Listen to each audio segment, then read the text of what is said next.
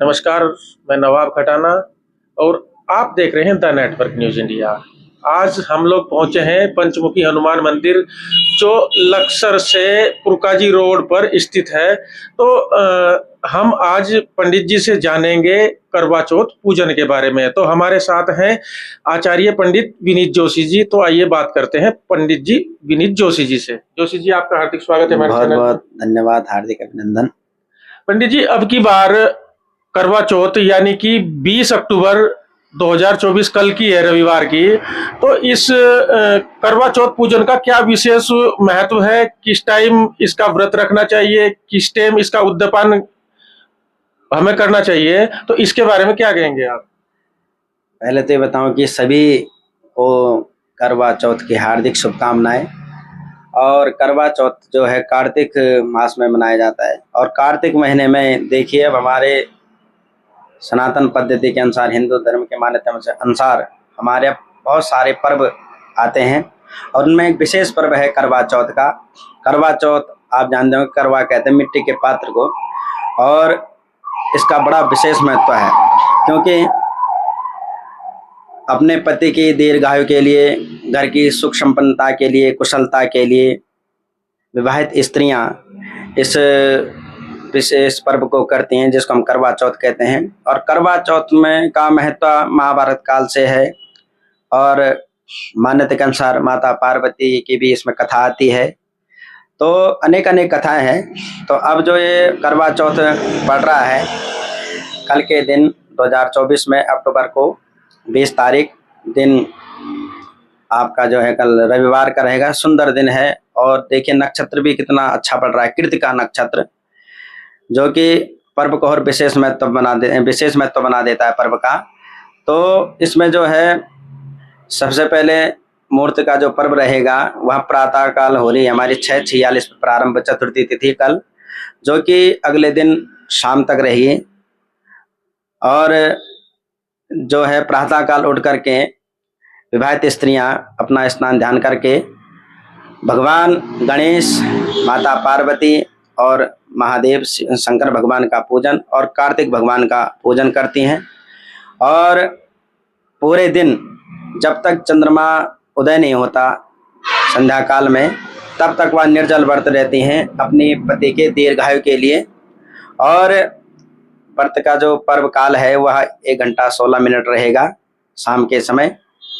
और उस व्रत को करके जो है संध्या काल में जब चंद्रमा उदित होगा, चंद्रमा उदित होने के अनंतर जो है अर्घ देंगी और उसके बाद व्रत का वह उज्जमन कर देंगी। और जो व्रत में रखा जाता है सौभाग्य सामग्री, वह किसी योग्य ब्राह्मण या विवाहित स्त्री को दी जाती है। इस प्रकार ये व्रत किया जाता है। अच्छा पंडित जी, कुछ महिलाएं कथा को शॉर्ट में करती हैं, सोशल मीडिया के जरिए कथा सुन ली, क्या ये उचित है या अनुचित है? जहाँ तक देखा जाए हमारी दृष्टि में तो ये अनुचित ही है, क्योंकि सोशल मीडिया में जो है इतनी विस्तार पूर्वक बातें नहीं होती। और दूसरा क्या होता है कि आजकल डरा दिया जाता है, जो सत्यता नहीं है उसको नहीं बताते और जो है भ्रम पैदा वाली स्थिति हो जाती है, जिसके कारण जो है व्रत में जो है सही समझ नहीं पाते हैं और यूट्यूब में पढ़ लेते हैं। पढ़िए, लेकिन आप जो है मार्केट से जब बाजार जाती हैं सामग्री खरीदने, जितने भी जाते हैं महिलाएं, तो उनको जो है पुस्तक लानी चाहिए। पुस्तक भी देखिए अच्छी पुस्तक लाएं, गीता प्रेस गोरखपुर की लाएं। ऐसे बहुत छपरी हैं लेकिन उनको न लाएं, क्योंकि उनमें क्या है, जो धार्मिक पौराणिक मान्यताओं के अनुसार जो कथा है वह नहीं दिखाई गई, कुछ अपनी कथा बना दी गई है।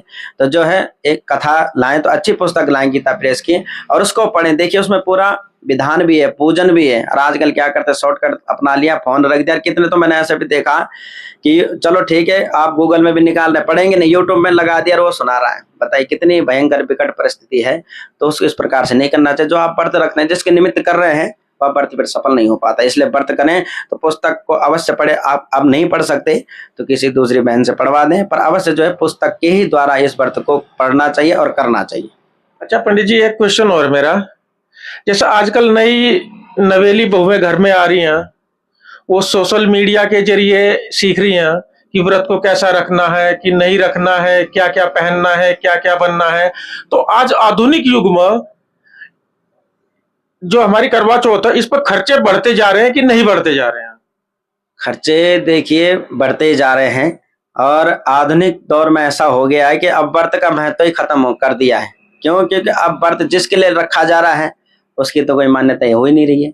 व्रत अब देखिए अपने, ठीक है, श्रृंगार करना चाहिए, देखो पति का जो पत्नी का श्रृंगार है वह पति के लिए अच्छी बात है, लेकिन आजकल क्या है, मॉडर्नता के युग में खर्चे भी हो रहे हैं, लेकिन पहले खर्चे इस प्रकार के हो रहे हैं जो हमें करने नहीं चाहिए। वैसा खर्चा नहीं करना चाहिए। खर्च करिए, आप अपने पे करिए, परिवार पे करिए, लेकिन दिखावे के लिए ना करें। मार्केट में अब देखिए, पहले क्या होता था, जो मिट्टी का पात्र होता था वो मिट्टी का ही होता था।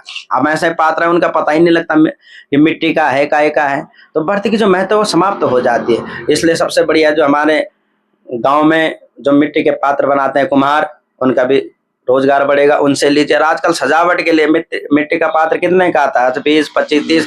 लेकिन मैं मार्केट में देखता हूँ, और आप जाके भी देखेंगे, आजकल सजावट कर दी गई है।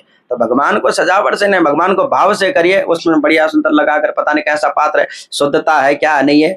उस मार्केट में भी रखते हैं तो उनको जो है शुद्ध पात्र रखने चाहिए, और उस पात्र के ही पूजन करना चाहिए। तो इस विशेष में तो ये है कि अच्छी चीजों को रखें, मॉडर्नता के युग में ना जाएं, लेकिन उसमें जो है कि अपनी जो हमारी पारंपरिक पौराणिक मान्यताएं हैं, जिस प्रकार हमें करना चाहिए उस प्रकार करें। आधुनिक के दौर में हम जो है व्रत को भूलते चले जा रहे हैं, और जो है आधुनिकता में ही बढ़ते चले जा, मॉडर्नता अपना रहे हैं, जबकि इस प्रकार हमें ऐसा कार्य नहीं करना चाहिए।